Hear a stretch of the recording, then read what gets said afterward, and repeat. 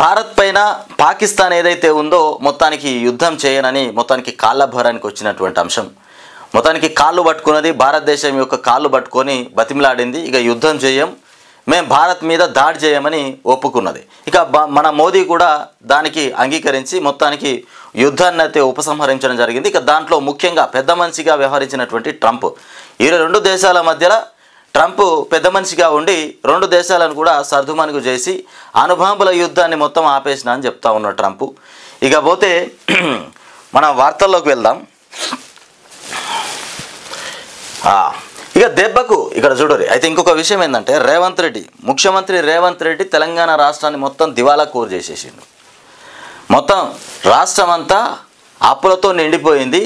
కేసీఆర్ చేసిన అప్పులు కట్టలేకనే పోతా ఉన్నా, కొత్త అప్పులు తీసుకొస్తా ఉన్నా అని చెప్తా ఉన్నాడు. ఆయన తీసుకొచ్చిన 1,58,000 అప్పు అసలు రాష్ట్రానికి దేనికి కూడా ఉపయోగానికి ఖర్చు పెట్టలే. అసలు దేనికి ఖర్చు పెట్టిండో కూడా లెక్కలేనటువంటి పరిస్థితి. మరి డబ్బులన్నీ ఎక్కడ పోయినాయి, ఎవరికి పెట్టిండు, ఎవరికి ఇచ్చిండో కూడా తెలియదు. మళ్ళీ ఇంకా అప్పు చేస్తున్నా అంటుండు. మొన్నటికి మొన్న కంచగచ్చిబౌలి మీద కూడా ఆ 400 ఎకరాల మీద 10,000 కోట్ల రూపాయల అప్పు తీసుకొచ్చిండు. ఆ 10,000 కోట్ల రూపాయల అప్పులో 175 కోట్ల రూపాయలు లంచమే. 175 కోట్ల రూపాయలు లంచం ఇస్తే 10,000 కోట్లు అప్పు తీసుకొచ్చి ఇచ్చినటువంటి అంశం. ఈ రకంగా రేవంత్ రెడ్డి చేస్తున్నటువంటి ఒక తతంగం ఇది 400 ఎకరాలకు సంబంధించి ప్రపంచవ్యాప్తంగా దేశవ్యాప్తంగా కూడా పెద్ద సంచలనం అయిపోయింది. రేవంత్ రెడ్డి మొత్తం 400 ఎకరాల్లో ఉన్నటువంటి జంతువులను, చెట్లను మొత్తం అన్నిటిని ఆగం చేసి పారేసిండు. చెట్లను నరికేయడం, జంతువులు మొత్తం అల్లకల్లోలం అయిపోయినాయి. జింకలు కానీ, అందులో ఉన్నటువంటి కుందేళ్ళు కావచ్చు, ఇంకా ఇతర జీవజాతులన్నీ కూడా చంద్రమందర అయిపోయినాయి రేవంత్ రెడ్డి దుశ్చర్య వల్ల. ఇక పోతే దెబ్బకు కాళ్ళ భారానికి వచ్చింది పాకిస్తాన్, దెబ్బకు కాళ్ళ భారానికి వచ్చేసిందంట. ఆపరేషన్ సింధూర్ దెబ్బకు పాకిస్తాన్ మొత్తానికి కాళ్ళ భారానికి వచ్చింది. మే 10న మధ్యాహ్నం మన డీజీఎంఓతో పాక్ ఇక మొత్తానికి ఆర్మీ చర్చలు జరిపింది. మళ్ళీ ఉగ్రవాద చర్యలకు కూడా ఇక మొత్తానికి పాల్పడబోమని కూడా కాల్పులు జరపబోమని కూడా తెలిపింది. ఇక కాల్పుల విరమణ ఒప్పందం అమలు చేయాలని కూడా ప్రాధేయపడింది. కానీ మేము ఒప్పుకోలేదు. ఇక పాకిస్తాన్ నుంచి స్పష్టమైనటువంటి హామీ వచ్చిన తర్వాతే చర్చించుకుని మొత్తానికి సీజ్ ఫైర్కు కూడా ఓకే చెప్పాం. అప్పటికే ఇక ఉగ్రవాద స్థావరాలను కూడా మనం ధ్వంసం చేశాం. పాకిస్తాన్ మళ్ళీ తోక జాడిస్తే ఇక సహించేది లేదు. ఆపరేషన్ సింధూర్ కొనసాగుతూనే ఉంటుంది. ఇక భారత త్రివిధ దళాలు మొత్తానికి బార్డర్లో అలర్ట్గా ఉన్నాయి. ఆపరేషన్ సింధూర్ ఇప్పటికే ఆగిపోలే, అది ఇంకా నడుస్తూనే ఉన్నదని చెప్తా ఉన్నటువంటి అంశం. ఇక ఏ మాత్రం తోక ఆడించినా పాకిస్తాన్ మళ్ళీ ఆపరేషన్ సింధూర్ మొదలైపోతుంది. కాళ్ళభారానికి వచ్చినట్టు కాదు, మేము గట్టిగానే బదులిస్తామని చెప్తా ఉన్నటువంటి మాట. ఇక పాకిస్తాన్కు షాక్ ఇచ్చాం. పహల్గామ్ టెర్రర్ దాడి యావత్ దేశాన్ని ఇక కలిచివేసింది. మన ఆడబిడ్డల సింధూరాన్ని కూడా తొలగించినటువంటి టెర్రరిస్టులకు ఆపరేషన్ సింధూర్తో మన సైన్యం గట్టి గుణపాఠం చెప్పింది. టెర్రరిజాన్ని ఇక పెంచి పోషిస్తున్నటువంటి పాకిస్తాన్కు దిమ్మ తిరిగే షాక్ ఇచ్చింది. 100 మంది టెర్రరిస్టులను కూడా మట్టుబెట్టింది. మొత్తానికి ఆ దేశంలోని ఎయిర్ బేస్లను కూడా నేలమట్టం చేసింది. ఇది మన సైన్యం సత్తా. పహల్గామ్ దాడిని కూడా ఖండించాల్సింది పోయి తిరిగి ఇండియాపైనే దాడికి పాకిస్తాన్ ఇక దుస్సాహసం చేసింది. మన స్కూళ్ళు, కాలేజీలు, గుడులు, ఇక గురుద్వారాలు, సామాన్యుల ఇండ్లపైన కూడా డ్రోన్లు, మిసైళ్లతో ఇక తెగబడింది. కానీ మన ఎయిర్ డిఫెన్స్ సిస్టమ్ ముందు అవన్నీ గాల్లోనే తుక్కలైపోయినాయట. మొత్తానికి పాకిస్తాన్లో వాళ్ళు డ్రోన్లు పంపించారు దేశాన్ని సర్వనాశనం చేద్దామని. కానీ మన దగ్గర ఉన్నటువంటి ఎయిర్ డిఫెన్స్లు మొత్తం ఆ డ్రోన్లను మొత్తం తునాతునుకలు చేసి పాడేసినాయి ఆకాశంలోనే. ఏదో మొత్తం మీద పాకిస్తాన్ వాళ్ళు ఉన్న ఆ కొద్దిపాటి ఆయుధాలతోని భారతదేశం మీద దండయాత్రకు వచ్చారు. మొత్తానికి దాడి చేద్దామని ఆలోచన చేశారు. ఇంత గట్టిగానే బదిలిచ్చేసారు మన ఆర్మీకి ఫుల్ స్వేచ్ఛ ఇచ్చేసిండు నరేంద్ర మోదీ. మీ ఇష్టం ఉన్నట్టు చేసుకోర్రి, మీకే పూర్తిగా బాధ్యతలు ఇచ్చేస్తున్నా, పాకిస్తాన్ను మొత్తం మీద అతలాకుతలం చేయాలని చెప్పేసిందంట. దాంతో మొత్తం ఒక్క డ్రోన్ కూడా భారత్లో ఎంటర్ కాకుండా గాల్లోనే పేల్చి పడేసారు. ఇక దీని విషయంలో కాంగ్రెస్ వాళ్ళు ఒక పెద్ద దుష్ప్రచారం చేస్తూ ఉన్నారు. మోదీ ఇంత కష్టపడి పాకిస్తాన్ని గడగడలాడిస్తే ట్రంప్తోని కాళ్ళభారానికి వచ్చిండు మోదీ. ట్రంప్ విషయంలో మోదీ ఎందుకో సర్దుమణిగా అయిపోయిండు, ఏదో లొంగిపోయిండు, సరెండర్ అయిపోయిండు. మరి ఎందుకు సరెండర్ అయిపోయిండు, ఏమన్నా ఈవీఎంలో ఫాల్ట్ వల్ల సరెండర్ అయిపోయిండు? ఇట్లాంటి అంశాలు రాజకీయంగా మార్చుకోవద్దని మోదీ ముందే చెప్పిండు. దీన్ని మళ్ళీ రాజకీయంగానే మాట్లాడుతూ ఉన్నారు. ఇలా మోదీ ముందే చెప్పిండు, ఈ భారత్ పాక్ మధ్యలో ఉన్నటువంటి యుద్ధానికి సంబంధించిన అంశం మీద ఎవ్వరు కూడా రాజకీయ మాటలు మాట్లాడొద్దని చెప్తే, రాహుల్ గాంధీ సింధూర్ ఆపరేషన్ సింధూర్కు సంబంధించిన విషయం మీద పార్లమెంటు సమావేశాలు తక్షణమే పెట్టాలి, దాని సీక్రెట్ ఏందో బయట పెట్టాలి. ఏముంటుంది సీక్రెట్? ఇకపోతే బార్డర్లో పాక్ డ్రోన్లు, సాంబా మొత్తానికి సెక్టార్లో దాడులకు యత్నం, ఇక గాల్లోనే కూల్చేసినటువంటి మన సైన్యం. ప్రధాని మోదీ ప్రసంగం ముగిసిన కొన్ని గంటల్లోనే పాక్ దుశ్చర్య మొత్తానికి. ఇక సోమవారం రాత్రి సాంబా సెక్టార్ పైన పాక్ ప్రయోగించిన డ్రోన్లను కూడా కూల్చేస్తున్నటువంటి ఇండియన్ ఎయిర్ డిఫెన్స్ సిస్టమ్ మొత్తానికి పాకిస్తాన్ మరోసారి రెచ్చిపోయింది, తన వంకర బుద్ధిని కూడా చాటుకున్నది. జమ్మూ కాశ్మీర్లోని సాంబా సెక్టార్లో ఇక మొత్తానికి సోమవారం రాత్రి డ్రోన్లతో దాడులకు ప్రయత్నించింది. ఇక దీన్ని మన సైన్యం తిప్పికొట్టింది, వాటిని గాల్లోనే కూల్చేసింది. రాత్రిపూట ఆకాశంలో మన దేశం వైపు డ్రోన్లు రావడాన్ని కూడా మొత్తానికి గమనించామని వెంటనే ఎయిర్ డిఫెన్స్ సిస్టమ్ను కూడా యాక్టివేట్ చేసి ఇక నేలమట్టం చేశామని కూడా ఆఫీసర్లు చెప్పారు. సాంబాతో పాటు సమీపంలోని పరిసర ప్రాంతాల్లో కూడా భారీగా శబ్దాలు వినిపించాయని కూడా స్థానికులు తెలిపారు. కాల్పుల విరమణకు ఒప్పుకున్నటువంటి రోజే ఈ నెల 10న రాత్రి దాడులకు యత్నించినటువంటి పాకిస్తాన్ ఆదివారం మాత్రం సైలెంట్ అయ్యింది. తిరిగి సోమవారం రాత్రి తన ఇక బరితెగింపును కూడా ప్రదర్శించింది.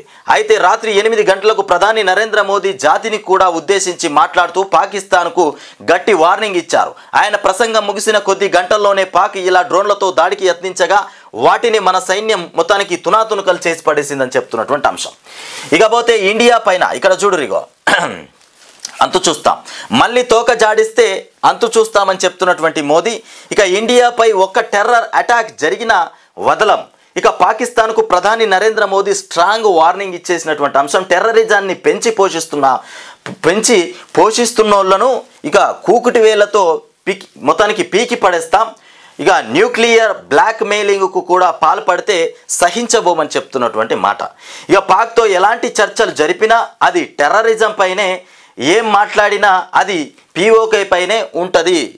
పాక్తో ఎలాంటి చర్చలు జరిపినా అది టెర్రరిజం పైనే, ఇక ఏం మాట్లాడినా కాదు అది పీఓకేలపైనే ఉంటుందని చెప్తున్నటువంటి మాట. ఆపరేషన్ సింధూర్తో ఇండియా సత్తా చాటినాం, 100 మంది టెర్రరిస్టులను కూడా మట్టుబెట్టినాం. పాక్ కాళ్ళబారానికి వస్తేనే ఇక సీజ్ ఫైర్కు అంగీకరించాం. ఈ యుగం యుద్ధాలది కాదు, ఇక టెర్రరిజానిది అంతకన్నా కాదు. జాతిని ఉద్దేశించి ప్రసంగంలో మాట్లాడుతున్నటువంటి మోదీ యుద్ధం అనేది చేయాల్సినటువంటి సమయం కాదు, కానీ పాకిస్తాన్ చేసినటువంటి దుశ్చర్య వల్ల ఇవాళ 2 దేశాల మధ్య యుద్ధం నెలకొన్నదని చెప్తుండు. ఇక మొత్తానికి టెస్టులకు కోహ్లీ గుడ్ బై, టెస్టులకు మొత్తానికి కోహ్లీ గుడ్ బై చెప్తా ఉన్నటువంటి అంశం. ఇక ఇండియా టెస్టు క్రికెట్లో ఓ అద్భుత మొత్తానికి అంకానికి తెరపడింది. లెజెండరీ క్రికెటర్ టీమిండియా మాజీ కెప్టెన్ విరాట్ కోహ్లీ మొత్తానికి టెస్టు ఫార్మాట్కు సోమవారం రిటైర్మెంట్ ప్రకటించాడు. 14 ఏళ్ల సుదీర్ఘ మొత్తానికి కెరీర్లో ఆటగాడిగా కెప్టెన్గా జట్టుకు ఎన్నో విజయాలు అందించినటువంటి కోహ్లీ ఇకపై వన్డే ఫార్మాట్లోనే దేశానికి ప్రాతినిధ్యం వహించనున్నాడు. ఇక విరాట్ 123 మ్యాచ్లు కూడా ఆడి 9230 రన్స్ చేశాడు. 30 సెంచరీలు కూడా 31 హాఫ్ సెంచరీలు సాధించాడు. 30 సెంచరీలు 31 హాఫ్ సెంచరీలు కూడా సాధించాడట. 7 డబుల్ సెంచరీలు కూడా మొత్తానికి కొట్టినటువంటి అంశం. ఇక కెప్టెన్గా 68 మ్యాచ్ల్లో జట్టుకు 40 విజయాలు కూడా అందించిండట. మొత్తానికి ఇన్ని విధాలుగా విరాట్ కోహ్లీ మొత్తానికి మ్యాచ్లో ఇన్ని విధాలుగా ఆడింది. 30 సెంచరీలు 31 హాఫ్ సెంచరీలు అట్లాగే 7 డబుల్ సెంచరీలు ఇవన్నీ కొట్టిండట మొత్తానికి. ఇకపోతే 17న ఐపీఎల్ రీస్టార్ట్. మొత్తానికి ఇండియా పాకిస్తాన్ మధ్య మొత్తానికి మళ్ళా 17న ఐపీఎల్ రీస్టార్ట్ జరగబోతుందేమో. ఇకపోతే ఉద్రిక్తతల కారణంగా మొత్తానికి నిలిచిపోయింది ఇది. అయితే పాకిస్తాన్కు భారత్కు మధ్య అయితే ఈ పోటీ ఉన్నట్టున్నది. మొత్తానికి ఈ యుద్ధం వల్ల నిలిచిపోయింది. ఇక ఐపీఎల్ 18వ సీజన్ను కూడా ఈ నెల 17 నుంచి తిరిగి ప్రారంభించనున్నట్లు కూడా ఇక బీసీసీఐ ప్రకటించింది. ఇక జూన్ 3న ఫైనల్ నిర్వహించనున్నట్టు కూడా తెలిపింది. ఇక పంజాబ్ ఢిల్లీ మధ్య ఆగినటువంటి పోరు సహా 17 మ్యాచ్ల కొత్త షెడ్యూల్ను కూడా సోమవారం మొత్తానికి ప్రకటించిందంట. అణుయుద్ధాన్ని ఆపినటువంటి భారత్ మొత్తానికి అణుయుద్ధం జరిగేది ఇవాళ రెండు దేశాల మధ్య అణుబాంబుల యుద్ధం జరిగేది. ఆ అణుబాంబుల యుద్ధాన్ని ట్రంప్ మొత్తానికి ఆఫ్ చేసిన అని చెప్తుండు. ట్రంప్ మొత్తానికి ఇరు దేశాల ప్రధానులను ఒక్క దగ్గర కూర్చుండబెట్టి ఒక సుదీర్ఘమైనటువంటి చర్చ 3-4 గంటలు సుదీర్ఘమైనటువంటి చర్చ కొనసాగించిందట. రాత్రి సమయం అంతా ఆ ఇద్దరిని సముదాయించడానికే ట్రంప్కు తలబట్టుకునేటువంటి పరిస్థితి ఏర్పడ్డది. మొత్తానికి ఎట్టకేలకు ఆయన 2 దేశాల మధ్య యుద్ధాన్ని ఆపిండంట. భారత్ పాక్ కాల్పుల విరమణకు ఒప్పుకునేలా చేసిన అని చెప్తా ఉన్నాడు. పెద్ద ఘనకార్యం చేసినాడు ట్రంప్. ఈయన చేసిండు పెద్ద ఘనకార్యం. ఇప్పుడు ఈయన ఈ రకంగా చేస్తే అసలు పాకిస్తాన్కు లాభమే చేసినట్టు. పాకిస్తాన్కు లాభం చేసిండు. మరి పాకిస్తాన్ ముందుగాల దుర్భర బుద్ధి చూపెట్టింది. మరి దాని విషయం మీద ట్రంప్ ఏం మాట్లాడాడంట. కాకపోతే 2 దేశాల మధ్య యుద్ధాన్ని మాత్రం సద్దుమణుగు చేస్తాడంట. జమ్మూ కాశ్మీర్ మీద నాకు సంబంధమే లేదు, నేను మాట్లాడా అన్న ట్రంప్. మరి ఇవాళ భారత్కు పాకిస్తాన్కు మధ్యలో యుద్ధం ఆపేసుకోండి, కాల్పుల విరమణ చేసుకోండి అని మోదీకి చెప్పాల్సినటువంటి అవసరం ఏమొచ్చింది? 142 కోట్ల మంది ఎందుకు చెప్పాల్సి వచ్చింది? అంతా 142 కోట్ల మంది కూడా ఆకాంక్షలన్నీ దెబ్బతీసినటువంటి అంశం ఇది. ఇక భారత్ పాకిస్తాన్ మధ్య అణుయుద్ధం రాకుండా అడ్డుకున్నామని అమెరికా అధ్యక్షుడు డొనాల్డ్ ట్రంప్ చెప్పారు. ఆ 2 దేశాలకు చాలా మొత్తానికి న్యూక్లియర్ వెపన్లు కూడా ఉన్నాయని పరిస్థితి అణుయుద్ధం వరకు దారితీసి ఉండేదని చెప్తున్నటువంటి అంశం. అణుయుద్ధం దాకా పోయేదాన్ని మొత్తానికి నేను సద్దుమణుగు చేసిన అంటుండు. ఇక బుద్ధవనంలో అందాల తారలు, వీళ్ళంతా అందాల తారలే. ఇది రేవంత్ రెడ్డి గారు ఏర్పాటు చేసిన హైదరాబాద్లో ఏదైతే ఏర్పాటు చేసిండో మిస్ వరల్డ్ పోటీలకు వచ్చినటువంటి అందాల తారలు చూడు. ఇగో లైన్గా 1 2 3 4 5 6 7 8 9 10 11 12 13 14 15 16 17 18 19 20 21 22 మంది అందాల తారలు. ఇందులో కొంతమంది పోయి నీరా కేఫ్కి సంబంధించి కళ్ళు తాగిరట. మరి కళ్ళు ఎందుకు తాగిరో అర్థం కాలే. టేస్ట్ చూసినామన్నట్టు రేవంత్ రెడ్డి మా తెలంగాణ రాష్ట్ర పానీయం ఒక్కసారి రుచి చూసి రాపోరు అని చెప్పిండేమో. వాళ్ళందరూ పోయి కళ్ళు తాగి వచ్చిరట. ఇక నాగార్జున సాగర్లో పర్యటించినటువంటి 22 మంది మిస్ వరల్డ్ కంటెస్ట్లు నాగార్జున సాగర్లో కూడా పర్యటించారట వీళ్ళు. తెలంగాణ రాష్ట్రం అంతా చక్కర్లు కొడతా ఉన్నారు. ఇక మొత్తానికి తెలంగాణకు అదేంది ఏదో దశ అంటారు చూడు, ఆ దశ వచ్చేసింది. అమృత గడియలు వచ్చినాయి తెలంగాణ రాష్ట్రానికి. అందాల తారలు వచ్చిరంటే అమృత గడియలు వచ్చినట్టే. ఇక 22 మంది మిస్ వరల్డ్ కంటెస్టెంట్లు మొత్తానికి నాగార్జున సాగర్లో మొత్తానికి పర్యటించారంట. ఇక బుద్ధుడికి పూజలు, అట్లాగే మహాస్తూపంలో ధ్యానం, నేడు చార్మినార్ వద్ద హెరిటేజ్ వాక్, ఇక చౌహల్లా మొత్తానికి ప్యాలెస్లో విందు, హాజరు కానున్న 109 దేశాల కంటెస్టెంట్లు, 109 దేశాలకు సంబంధించినటువంటి కంటెస్టెంట్లు మొత్తానికి వాళ్ళ హాజరు కాబోతారట. వీళ్ళందరికీ మొత్తానికి చౌమహల్లా ప్యాలెస్లో విందు కూడా ఏర్పాటు చేస్తున్నారట. ఇకపోతే హైదరాబాద్లో సొనాటా సాఫ్ట్వేర్ కొత్త ఆఫీస్ను ప్రారంభిస్తున్న ముఖ్యమంత్రి రేవంత్ రెడ్డి సొనాటా ఆఫీస్ను మొత్తానికి కొత్తగా ప్రారంభిస్తున్నారట. మండలి chairman Gutha Sukhender Reddy, Sonata software MD Sameer Dhir తదితరులు కూడా పాల్గొనడం జరిగింది. మొత్తానికి 3 లక్షల కోట్ల పెట్టుబడితోని ఈ సొనాటా కొత్త ఆఫీస్ను ప్రారంభిస్తారు. ఈ వ్యవస్థను దానికి శ్రీధర్ బాబు కూడా పక్కనే ఉన్నాడు. శ్రీధర్ బాబు ఐటీ శాఖ మంత్రి కదా. మొత్తానికి హైదరాబాద్లో సొనాటా సాఫ్ట్వేర్ కొత్త ఆఫీస్ను ప్రారంభిస్తున్నారట. మొత్తానికి లక్షకు పైగా ఉద్యోగాలు కూడా ఉద్యోగ అవకాశాలు ఉంటాయి. 3 లక్షల కోట్ల పెట్టుబడి పెట్టి ఈ కంపెనీ ఈ ఆఫీస్ను ప్రారంభిస్తూ ఉన్నారు. దీనికి సంబంధించి 1,00,000కు పైగా ఉద్యోగాలు కూడా ఇందులో దొరుకుతాయంట. 2023 డిసెంబర్ నుంచి ఇప్పటి వరకు రాష్ట్రం సాధించినటువంటి ఘనత. ఇక వీళ్ళు పెద్దగా ఘనత సాధించింది ఏంటి అంటే ఈ సొనాటా కంపెనీ తీసుకురావడమే. సొనాటా ఆఫీస్ను హైదరాబాద్లో ఏర్పాటు చేయడమే పెద్ద ఘనత. ఎందుకంటే 3 లక్షల కోట్ల పెట్టుబడి, 1,00,000 మందికి పైనే ఉద్యోగాలు కూడా వచ్చే అవకాశాలు ఉన్నాయి అంటున్నారు. మరి ఇది ఇప్పుడైతే కనబడతా ఉన్నది. మరి ఈ సొనాటా కంపెనీ పూర్తిగా రాష్ట్రంలో వ్యాపిస్తుందా, మరి మధ్యలోనే ఆయన మూతపడుతుందా, లేకపోతే ఈ 1,00,000 ఉద్యోగాలు వస్తాయా రావా, 1,00,000 మందికి ఉపాధి కల్పన కూడా ఉంటుంది అంటుండు. మరి ఉంటుందా కూడా తెలియదు. ఇక అనేక రంగాల్లో తెలంగాణకు first plus CM Revanth Reddy. ఒక విషయం ఏంటంటే రేవంత్ రెడ్డిని నిందించడం, రేవంత్ రెడ్డి చేసిన ప్రతి పనిని వంకర బుద్ధిగా చూపించడం కాదు. సరే 1,00,000కు పైగా ఉద్యోగాలు దొరికితే చాలా సంతోషం. ఎందుకంటే ఇవాళ తెలంగాణ రాష్ట్రంలో గతంలో బీఆర్ఎస్ సర్కార్ ఉన్నప్పుడు ఐటీ శాఖ అద్భుతంగా ఉంది.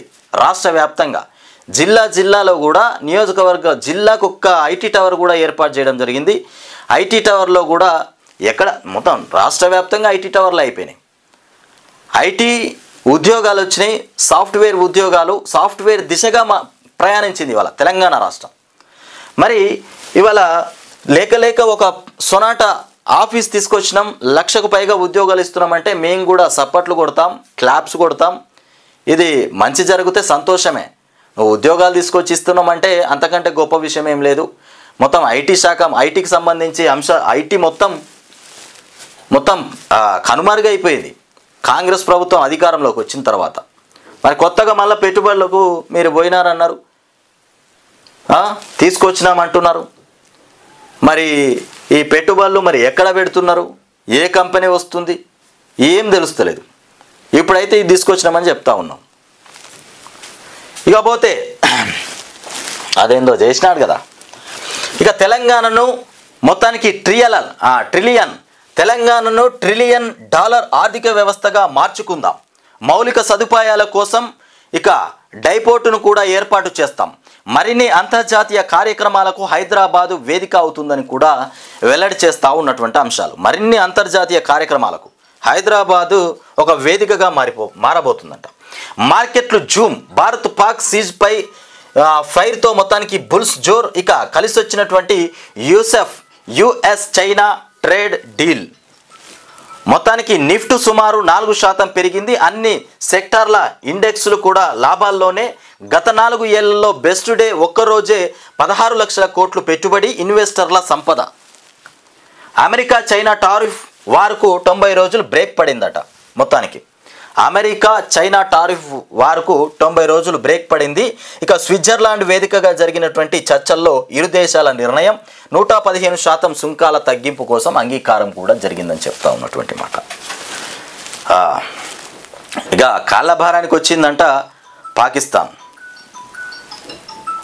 త్వరలో భారత్ మొత్తానికి ఫ్యూచర్ సిటీని ఆవిష్కరిస్తాం. అయితే త్వరలో భారత్ ఫ్యూచర్ సిటీని ఆవిష్కరిస్తామని చెప్తా ఉన్నాడు రేవంత్ రెడ్డి. ఐటీ సంస్థల కొత్త మొత్తానికి క్యాంపస్లన్నీ కూడా హైదరాబాద్లోనే. ఐటీ సంస్థలకు సంబంధించినటువంటి కొత్త క్యాంపస్లన్నీ హైదరాబాద్లోనే ఏర్పడతాయని చెప్తా ఉన్నాడు. ఐటీ ఇండస్ట్రీని అద్భుతంగా మీరు ముందుకు తీసుకొస్తే చాలా సంతోషమే. ఐటీ ఇండస్ట్రీ దెబ్బతిన్నదనే కదా మా బాధ అంతా. అటు రియల్ ఎస్టేట్ కుప్పకూలిపోయింది, ఐటీ వ్యవస్థ దెబ్బతిన్నది, అతలాకుతలమైపోయింది రాష్ట్రం అంతా. కాంగ్రెస్ వచ్చిన తర్వాత ఆర్థికంగా టోటల్ దెబ్బతిన్నది. ఇక రాష్ట్రానికి 16 నెలల్లో 3 లక్షల కోట్ల పెట్టుబడులు. సొనాటా సాఫ్ట్వేర్ నూతన కార్యాలయ ప్రారంభోత్సవంలో ఈ సొనాటాకు సంబంధించిన దాని గురించే మాట్లాడుతూ ఉన్నాయా. ఈ సొనాటా లేక సొనాటా ఒక కంపెనీ తీసుకొచ్చినట్టున్నాడు. ఇక లేక అని మనం ఎందుకంటాం, మంచిగానే తెచ్చిండు. తీసుకొస్తే ఉపాధి కల్పన అందరికీ అందుతే చాలా సంతోషమే. ఉపాధి లేకపోతే మాత్రం మళ్ళీ తిట్ల వర్షం కురిపించాల్సిందే. ఈ కంపెనీ వేస్తా, ఆ కంపెనీ వేస్తా, ఈ ఫ్యాక్టరీ వేస్తా, ఆ ఫ్యాక్టరీ వేస్తా అనుకుంటా భూములు లాక్కునేటువంటి ప్రయత్నం చేస్తూ ఉన్నాడు రేవంత్ రెడ్డి అని. ఎక్కడ కూడా రైతులు ముందుకొచ్చి ఒక గుంట భూమి కూడా ఇవ్వడానికి రైతులు ముంగడికి వస్తలేరు. ఆ భూములు తీసుకొని ఏం చేస్తాడో కూడా అర్థమవుతలేదు రేవంత్ రెడ్డి. మరి కంపెనీలు ఇండస్ట్రియల్ పార్కులు వేస్తాడా, కంపెనీలు వేస్తాడా, మరి ఇంకేం చేస్తాడో తెలుస్తలేదు. వాళ్ళ పేరిటకి ఇట్లా రాసుకుంటారో కూడా అర్థమవుతలేదు. అందుకే రైతులు ఎక్కడ కూడా భూములు కావాలి అంటే ఈ ప్రభుత్వంలో భూములు ఇవ్వడానికి ఎక్కడ కూడా సిద్ధంగా లేరు. ఆ 400 ఎకరాలు ఆ భూమినే నువ్వు తాకట్టు పెట్టే ప్రయత్నం చేసినావు. దాన్ని మొత్తం చదును చేసి మరి అమ్ముదాం అనుకున్నారో, మరి మనిషికి ఎకరాల కొద్ది రాసుకుందాం అనుకున్నారో. మంత్రులు, ముఖ్యమంత్రి వీళ్ళంతా మనిషికింత వాళ్ళ పేర్ల మీద రాసుకుందాం అనుకున్నారో. మరి 400 ఎకరాలు మరి కేసీఆర్ దాన్ని ఎందుకో పుట్టుకోలే. కేసీఆర్ 10 సంవత్సరాలు పాలించినప్పుడు మరి 400 ఎకరాలు జోలికి ఎందుకో పోలే? అప్పుడు రాష్ట్రమంతా ఆయన చేతుల్లోనే ఉన్నది. రేవంత్ కుటుంబ సంపాదన రూపాయలు 20,000 కోట్ల రూపాయల సంపాదన అంట. రేవంత్ రెడ్డి గారి కుటుంబ సంపాదన 20,000 కోట్ల రూపాయలంట. సంచలనమైనటువంటి ఆరోపణ చేసినటువంటి ఎమ్మెల్సీ కవిత 1,80,000 కోట్ల అప్పు తెచ్చి 1,00,00,000 కోట్లు కాంట్రాక్టర్లకు కూడా పంచిర్రట. 1,80,000 కోట్ల రూపాయలు తీసుకొచ్చి వీళ్ళు ప్రజలకు వంచలే, రైతులకు వంచలే, కాంట్రాక్టర్లకే వంచిరట. మళ్ళీ కాంట్రాక్టర్లకు ఇస్తే డబ్బులన్నీ ఎటు పోతాయి? తిరిగి మళ్ళీ వాళ్ళ జేబుల్లోకి వస్తాయి. మంత్రుల జేబుల్లోకి, ఎమ్మెల్యేల జేబుల్లోకి రావాలంటే కాంట్రాక్టర్లకే డబ్బులు ఇవ్వాలి. రైతులకు ఇస్తే ఏమవుతుంది? రైతుల చేతుల్లోకి పోతాయి. వీళ్ళు తెచ్చిన అప్పు అంతా వాస్తవానికి వీళ్ళు తీసుకొచ్చిన ఆ 1,58,000 కోట్ల రూపాయల అప్పు ఎక్కడ కూడా ఏ వ్యవస్థలో కూడా ఖర్చు పెట్టలే వీళ్ళు. అసలు దానికి సంబంధించిన లెక్కలు కూడా లేవు, దాఖలాలే లేవు. మరి ఏడబెట్టిరా అంటే కాంట్రాక్టర్లకు ఇచ్చిరట. వాళ్ళ నుంచి 20% కమిషన్ తీసుకున్నారు. ఇది వాస్తవం. వాళ్ళకు డబ్బులు ఇచ్చిరు. అయితే మొన్న కాంట్రాక్టర్లంతా సెక్రటేరియట్కు పోయి మా కాంట్రాక్టర్లో మా బిల్లులన్నీ మాకు ఇయ్యిర్రి అని అడిగితే 40% మీరు కమిషన్ ఇస్తేనే మీకు బిల్లులు ఇస్తాం, లేకపోతే ఇయ్యమని చెప్పిరట. అది వాస్తవమే. ఇక అట్లనే గట్టిగా మాట్లాడితే బట్టి విక్రమార్క ఆయనతో వెనక నుండే పారిపోయిందంట. సెక్రటేరియట్ వెనక గేట్ నుండి వెళ్ళిపోయిందంట. ఇక పోతే నా ఆరోపణలు తప్పు అయితే తెచ్చిన అప్పులు ఏం చేశారో శ్వేతపత్రం ఇవ్వండి. రేవంత్ భాగవతం ఇక మొత్తానికి టైం వచ్చినప్పుడు చెప్తా అని చెప్తున్నటువంటి కవిత. ఇక రేవంత్ రెడ్డి గారి భాగవతం ఎప్పుడో టైం వచ్చినప్పుడు మొత్తం కుండ బద్దలు కొట్టినట్టుగా బయటనే మావెడతా, అప్పటిదాకా ఓపిక పట్టండి అని చెప్తా ఉన్నది. ఇకపోతే రేవంత్ రెడ్డి కుటుంబం కమిషన్లతోనే 1,000 కోట్లు దోచుకుంటున్నారని కూడా ఎమ్మెల్సీ కవిత ఆరోపించారు. కమిషన్లు వస్తాయనేటువంటి ఆశతోనే కాంట్రాక్టర్ల కోసం అప్పు తెచ్చారని ఆరోపించారు. ఇది వాస్తవం. కమిషన్ల కోసమే అప్పు తీసుకొచ్చారు. అది తిరిగి వాళ్ళ దగ్గరికి వస్తాయని వాళ్ళకి తెలుసు. 20% కమిషన్ వాళ్ళకి వస్తుందని తెలిసే అప్పు తీసుకొచ్చి ఏదో ఇప్పుడు రైతులకు ఇస్తే ఇంకా వేరే వ్యవస్థలో ఎక్కడైనా పెట్టినా, ఎండ్ల పెట్టినా, ఏ వ్యవస్థలో డబ్బులు పెట్టినా వీళ్ళకు రూపాయి రాదు. కాంట్రాక్టర్లకు ఇస్తే మాత్రమే అవి తిరిగి 20% లేకపోతే 30% కమిషన్ రూపంలో వాళ్ళ జేబులోకి వస్తాయి. అందుకే వీళ్ళు చేసినటువంటి ప్లాన్ ఇదంతా. ఇలా కాంగ్రెస్ వాళ్ళు ఏ ప్లాన్ చేసినా, ఏ పథకం తెచ్చినా, అయ్యో పేదోనికి ఏదో బతకడానికి బతికి వాడు బట్టగట్టి భూమి మీద నూకలు తిని ఇంత బతకాలని చేస్తున్నటువంటి పనులు కాదు ఇవి. వాళ్ళ జేబులు నింపుకునే పనులే. గుర్తుపెట్టుకోండి. ఇక అయ్యో రాజీ యువ వికాస్ తీసుకొచ్చిండు, ఇందిరమ్మ ఇల్లు తెచ్చిండు, ఉచిత బస్సు పెట్టిండు, ఇవన్నీ మనం అనుకుంటున్నాం. కానీ ఏ ఒక్కటి కూడా పేదలకు ఉపయోగపడే పని కాదు ఇదంతా. వాళ్ళ జేబులు నింపుకునే పనులే ఉంటాయి. ఇలా తిరిగి మీరు లెక్క కరెక్ట్గా ఆలోచన చేస్తే మొత్తం వాళ్ళ దిక్కే పోతాయి. సంపాదన అంతా వాళ్ళకు పోయే సంపాదనే ఉంటుంది. అలా అర్థం కాక ఇక జనాలకి ఏం తెలుసు, పాపం ప్రజలకి ఏం తెలుసు? ఉచితంగా సన్న బియ్యం వస్తున్నాయి అనుకుంటారు, ఉచితంగా కరెంట్ వస్తుంది అనుకుంటారు, ఉచిత బస్సు ఉన్నది అనుకుంటారు. ఈ రకంగా అన్ని విధాలుగా ఆలోచన చేస్తూ ఉంటారు. ఇక 20,000 కోట్లు సంపాదించుకున్నారని కూడా అన్నారు. ప్రభుత్వానికి దమ్ముంటే తెచ్చిన అప్పులపైన శ్వేతపత్రం విడుదల చేయాలని కూడా సవాల్ చేశారు. టైం వచ్చినప్పుడు రేవంత్ రెడ్డి భాగవతం బయట పెడతామని కూడా చెప్పినటువంటి అంశం. ఇక 1,75,000 ఎకరాలకు రేవంత్ ఎసరు పెట్టిండట. ఆగో వామ్మో, 1,75,000 ఎకరాలకే రేవంత్ రెడ్డి ఎసరు. ఈ భూమి అంతా ఎక్కడున్నది? 1,75,000 ఎకరాల భూమి ఎక్కడున్నది? దీనికి ఏం ఎసరు పెట్టింది మరి? ఇక స్టాక్ ఎక్స్చేంజ్లో కుదువ పెట్టే ప్లాన్ చేస్తూ ఉన్నాడట. వామ్మో, ఇంత పెద్ద స్కామ్ మామూలు స్కామ్ కాదు. 1,75,000 ఎకరాలట. ఇక మొత్తానికి TGIIC కింద ఉన్న భూములను కూడా తనఖా పెట్టి భారీగా అప్పులు తెచ్చేటువంటి ప్రయత్నం. ఇక TGIICని కూడా ప్రైవేటు నుంచి పబ్లిక్ లిమిటెడ్గా మార్పు. ఇది ప్రైవేట్గా ఉండే. అయితే ఈ TGIIC అనేది ప్రైవేట్గా ఉంటే లోన్లు రావు. బ్యాంక్ దీని మీద అసలు ఎక్కడ కూడా లోన్ ఇవ్వరు. అదే పబ్లిక్ లిమిటెడ్గా మారుస్తే అడ్డగోలుగా లోన్లు వస్తాయి. బ్యాంకర్లు కూడా ముందుకు వచ్చి లోన్లు ఇస్తారంట. నెల రోజుల కిందే జీవో 12 విడుదల చేసిరు. అయితే ఇంకొక విషయం ఏంటంటే ఈ జీవో 12 కూడా గోప్యంగా పెట్టిరు. ఏ వెబ్సైట్లో పెట్టలే. ఇన్ఫ్రాస్ట్రక్చర్స్ సంబంధించి అందులో పెట్టలే. ఎక్కడ కూడా వెబ్సైట్లో ఏ ఆన్లైన్లో కూడా ఈ జీవో 12 అనేది ఏ ఆన్లైన్లో కూడా లేదు. గోప్యంగా పెట్టి దాని ప్రకారం వీళ్ళు పనులు చేస్తూ ఉన్నారు. దాంట్లో ఈ పబ్లిక్ లిమిటెడ్ చేసిరు. ఏది టీజీఐఎస్సిని పబ్లిక్ లిమిటెడ్గా మార్చిరు అన్నట్టు. మొత్తానికి విషయాన్ని గోప్యంగా ఉంచిన రేవంత్ ప్రభుత్వం రాష్ట్ర ఆర్థిక పరిస్థితి అస్సలు బాగలేదంటూ కూడా ఇటీవల కీలక వ్యాఖ్యలు చేసిన సీఎం అప్పుల కోసం భూములను స్టాక్ ఎక్స్చేంజ్లో పెడతారా అంటూ కూడా విపక్షాల మండిపాటు. ఎవ్వరు ఎన్ని మండిపాటు చేసినా ఆయన పని ఆయన చేస్తూనే ఉంటాడు. ఎవ్వరు మాటినాడు ఆయన ఇంటే రేవంత్ రెడ్డి ఎట్లా అవుతాడు ఆయన. ఇక ప్రభుత్వ భూమిలు మొత్తం ఎక్కడెక్కడ ఉన్నాయో అవన్నిటిని కూడా కుదవబెట్టే ప్రయత్నమే చేస్తూ ఉన్నాడంట. ఇక వేరే మార్గం లేదు. బయట దేశానికి పోయి డబ్బులు తీసుకొచ్చేంత సాయశక్తులు ఆయనకు లేదు, ఆయనతో పాటు ఉన్న మంత్రివర్గానికి కూడా లేదు. ఇక ఏమున్నా ఇక్కడనే తవ్వి ఇక్కడ వాళ్ళకే పెట్టాలనే ఆలోచన చేస్తూ ఉన్నాడు. అందాల పోటీల్లో రేవంత్ బిజీ అయిపోయిందంట. రేవంత్ రెడ్డి అందాల పోటీల్లో బిజీ అయిపోయిందంట. అందాల తారలు వస్తూ ఉన్నారు. ఒక్కొక్క తారను చూసుకుంటూ అన్నే ఉన్నట్టున్నాడు. మొత్తం మీద ఎవరో ఎట్లా వస్తారు, ఎవరికి ప్రైజ్ ఇవ్వాలి.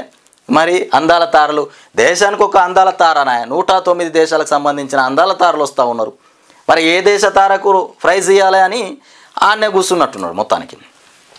ఇక అన్నదాతల గోసలు పట్టవా, రైతు మృతి ముమ్మాటికి సీఎం హత్యే. మొత్తానికి తెలంగాణ రైతన్నలు ఇక అనాథల మారారు. మొత్తానికి తెలంగాణ రైతన్నలు మొత్తం అనాథ లెక్కనే మారిపోయినరు. కాంగ్రెస్ దద్దమ్మ ప్రభుత్వమే దీనికి కారణం. రైతు మృతిపై కేటీఆర్ ఆవేదన వ్యక్తం చేస్తున్నటువంటి అంశం. ఇది కాంగ్రెస్ ప్రభుత్వం ఒక దద్దమ్మ ప్రభుత్వం. ఈ దద్దమ్మ ప్రభుత్వం వల్లనే ఇవాళ రైతులంతా అనాథ లెక్క మారిపోయారు. ఇక్కడ ఇప్పటి వరకు 200 మంది 300 మంది ఎంతమంది మొత్తానికి 200-300 మంది మధ్యలోనే ఆత్మహత్య చేసుకున్న రైతులు. ఏది తీసుకొచ్చిన అప్పులు కట్టలేక, ప్రభుత్వం సహాయం చేయలేక దివాలా కోరైపోయింది రాష్ట్రం అంతా ఇవాళ. ఇక ఈటల మాటలు నాన్సెన్స్గా ఉన్నాయంట. ఈటల మాట్లాడేటువంటి మాటలు మొత్తం ఒక నాన్సెన్స్ లాగానే ఉన్నాయి. రండా అంటే అర్థం చెప్పాలంట. రేవంత్ని అన్నా కాంగ్రెస్ని అన్నా ఒక్కటే. నేను మొత్తానికి రౌడీలకు రౌడీని, మంచోడికి మంచి. ఇక నువ్వు ఒక్క తిట్టు తిడితే 100 తిడతాం. కంట్రోల్లో ఉండి పరువు దక్కించుకో. ఈటల రాజేందర్కు జగ్గారెడ్డి కౌంటర్ ఆగో. రండా అని ఎందుకన్నావు? రండా అనే దానికి సమాధానం చెప్పు. ఇక ఇవన్నీ మాటలు మాట్లాడుతూ ఉన్నటువంటి అంశం. రండా అంటే అర్థం చెప్పాలని చెప్తా ఉన్నాడు. ఇక వడ్ల కుప్పపైనే ప్రాణం విడిచినటువంటి ఓ రైతు ఏకంగా వడ్ల కుప్ప మీదనే ప్రాణం విడిచిందట. మరి ఆయన అప్పుల బాధకు విడిచిండా, మరి గుండెపోటు వచ్చి విడిచిపోయిండా, మరి ఇంకేమైందో తెలియట్లేదు. ఇలా కాంగ్రెస్ ప్రభుత్వం చేస్తున్నటువంటి ఆ బాధను తట్టుకోలేక, ఎవరికి చెప్పుకోలేక కుప్పగూలిపోయిండో అర్థమవుతలేదు. ఎన్ని కష్టాలు భరించిండో ఆయన, లోపల ఎన్ని కష్టాలు పెట్టుకున్నాడో. ప్రభుత్వం మీద ప్రభుత్వ వైఫల్యాలను మొత్తం ఆయన గుండెల్లో దాచిపెట్టుకొని ఆయనతో వడ్ల కుప్ప మీద పడి చనిపోయినట్టున్నాడు.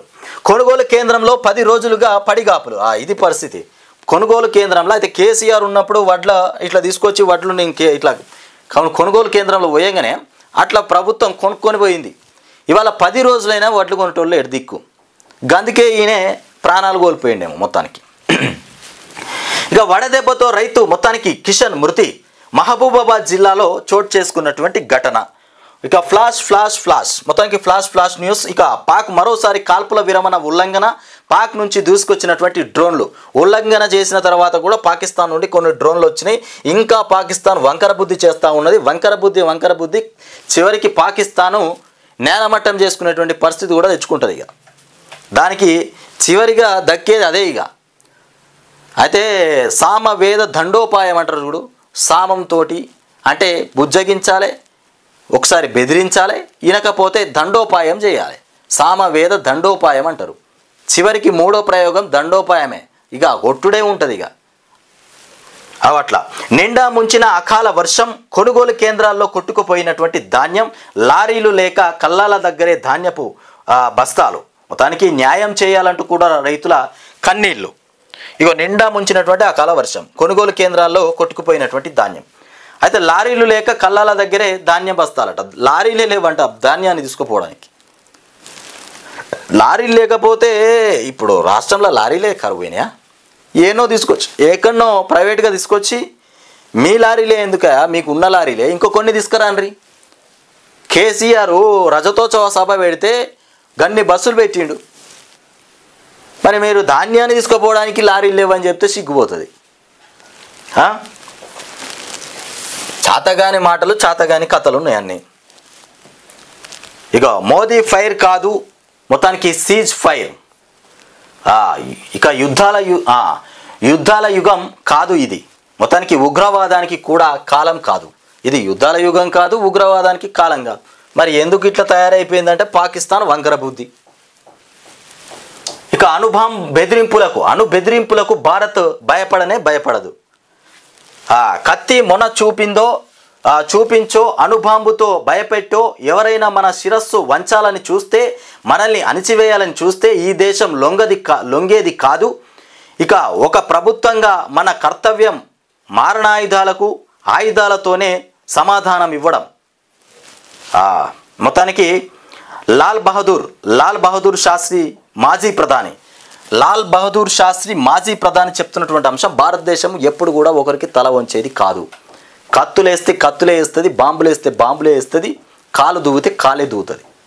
అంతే తప్ప అణిగి మేం తగ్గినమని తల వంచేటువంటి దేశం కానే కాదని చెప్తుండు మాజీ ప్రధాని. సైన్యం విజయం, కేంద్రం విఫలం. త్రివిధ దళాల దాడితో మొత్తానికి పాక్ ఉక్కిరిబిక్కిరి. భారత్ పై చేయిలో ఉన్నప్పుడే కాల్పుల విరమణ. ఇక తామే గెలిచామంటూ పాక్ ప్రధాని సంబురాలు చేసుకుంటా ఉన్నారట. 48 గంటల పాటు మోదీ ప్రభుత్వం మౌనం పాటించింది. ఇకపోతే అమెరికా జోక్యాన్ని ఇక వదనలేని నిస్సహాయత. దగ్గరికి తీయవారా, అది జూమ్ చేస్తలేవు. ఇక కాల్పుల విరమణ షరతు పైన గప్చుప్. ఇక అంతు చిక్కని ప్రశ్నగా మిగిలిన ఎందుకు. ఇక మొత్తానికి మోదీ ప్రభుత్వం పైన విశ్లేషకుల విమర్శలు.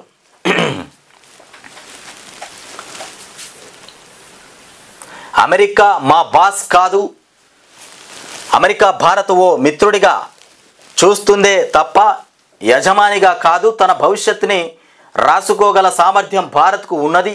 పరిస్థితులను బట్టి ఎవరితో ఎలా వ్యవహరించుకోవాలో మాకు తెలుసు అంటూ 1971 యుద్ధ సమయంలో నాటి అమెరికా అధ్యక్షుడు రిచర్డ్ ఇక నిక్సన్తో మొత్తానికి భారత ప్రధాని ఇందిరాగాంధీ మాట్లాడినటువంటి మాటలు. ఇక నిధుల కోసం నయా ప్లాన్ అంట. మొత్తానికి TGISకి సంబంధించి అంశం. మూడో దేశం జోక్యం నిజమేనా? అదే జరిగితే మొత్తానికి సిమ్లా ఒప్పందాన్ని ఉల్లంఘించినట్టే. అమెరికా మొత్తానికి మధ్యవర్తిత్వంపై ఇక కేంద్రం వివరణ ఇవ్వాలి. మోదీ సర్కార్కు డిమాండ్ చేసినటువంటి కాంగ్రెస్. మధ్యవర్తిత్వం అమెరికా ఎందుకు చేసింది, దాని మీద వివరణ ఇవ్వాలంటూ మొత్తానికి కాంగ్రెస్ డిమాండ్ చేసిందంట. ట్రంప్కు అమ్ముడుపోయారా? సార్వభౌమాధికారం పైన మోదీ సర్కార్ రాజీ. మధ్యవర్తిత్వం చేసే హక్కు ఆయనకు ఎవరిచ్చారు? మోదీ సర్కార్ పైన మండిపడ్డ శివసేన. ఇక ట్రంప్ పేరు చెప్పలేదేం? అమెరికా జోక్యం నిజమా అబద్ధమా? కాల్పుల విరమణ పైన వివరణ ఏది? ప్రధాని మోదీని నిలదీసిన ఇక కపిల్ సిబల్.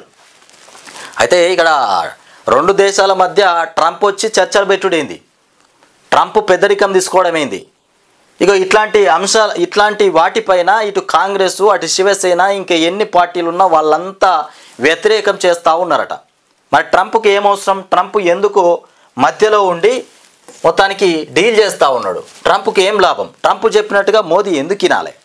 ఇక ఇట్లా తెలంగాణకు అంబాసిడర్లుగా మారండి అంటూ రాష్ట్ర విజయాలను ప్రపంచానికి చూపండి అంటూ రేవంత్ రెడ్డి చెప్తా ఉన్నాడు. ఇవి వార్తలు. ఇక సాక్షిలో చూసుకున్నా కానీ మొత్తం అనుమాత్రం బెదరం. ఇకపోతే దాయాదికి ప్రధాని మోదీ హెచ్చరిక చేస్తున్నటువంటి అంశం. ఇక ఇవాళ ఏ పేపర్ చూసుకున్నా ఇవాళ భారత్ పాక్ సంబంధించినటువంటి యుద్ధాలే ఉంటాయి. మళ్ళీ డ్రోన్ల కలకలం. ఇక చూపింది మాత్రం షాంపిలే. మరో యుద్ధమే వస్తే ఆ కథే వేరు. ఇక పాక్ సైన్యం తీవ్ర హెచ్చరికలు. మర్చిపోలేని గుణపాఠం నేర్పాం. Operations diesel. ఇక మొత్తానికి డీజీలు చెప్తున్నటువంటి అంశం. యుద్ధాన్ని ఆపామని చెప్తున్నటువంటి ట్రంప్. ఇక ట్రంప్ ఘనత సాధించినట్టుగా ఫీల్ అవుతా ఉన్నాడు. ఇక ప్రపంచవ్యాప్తంగా కూడా ట్రంప్ను మొత్తానికి ఇక ట్రంప్నే రాయబారాలకు తీసుకుపోండి. ఇక ప్రపంచవ్యాప్తంగా ఏ దేశంలో కూడా యుద్ధాలు జరిగినా ట్రంప్కి వచ్చి చెప్తే ఇరు దేశాలను ఒక దగ్గర కూర్చుండబెట్టి మంచిగా సెటిల్మెంట్ చేసి సైలెంట్గా అమ్మంటాడు. ఆస్తి నష్టాలు, మన్ను నష్టం, ఆస్తి ఇవి ఇంకా కొన్ని నష్టాలు జరిగిపోతే ఆ నష్టాల గురించి మాట్లాడాల్సిన అవసరం లేదు. కానీ జరిగిందేదో జరిగింది, పోయిందేదో పోయింది, ఇప్పటి నుండి అయితే మంచిగా ఉందామంటాడు. అట్లా అన్నట్టు. ఇక ట్రంప్ ఏంటంటే ఆయన అమెరికాకు సంబంధించినటువంటి పరికరాలు ఏవైతే ఉన్నాయో వాళ్ళు చేసేటివంటి వాళ్ళ పరికరాలు, వాళ్ళ వస్తువులన్నీ ఇప్పుడు భారతదేశంలో అటు పాకిస్తాన్లో అమ్ముకుంటాడు. ఇక మంచిగా అడ్డగోలుగా దందా చేసుకుంటాడు. ఇప్పుడు 2 దేశాలతోని చర్చలు పెట్టింది ఆయనే కాబట్టి ఆయన ఏ సామాన్ తీసుకొచ్చినా మనం కొనాలి. ఇక